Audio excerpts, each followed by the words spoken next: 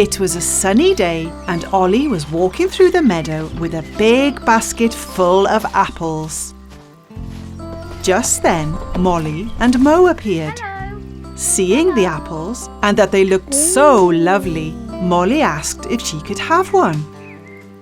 Wow, Olly, those apples look really tasty. Could I have one? Sure, hang on, let me get one for you. He said. Olly picked up an apple and took a big bite out of it. He then picked up a second one and took another big bite. Molly looked sad as she thought Olly would finish all the fruit before she got one. But then Olly passed her a shiny red apple. Here, have this one. It tastes much better. Thank you, Olly. That's very kind of you.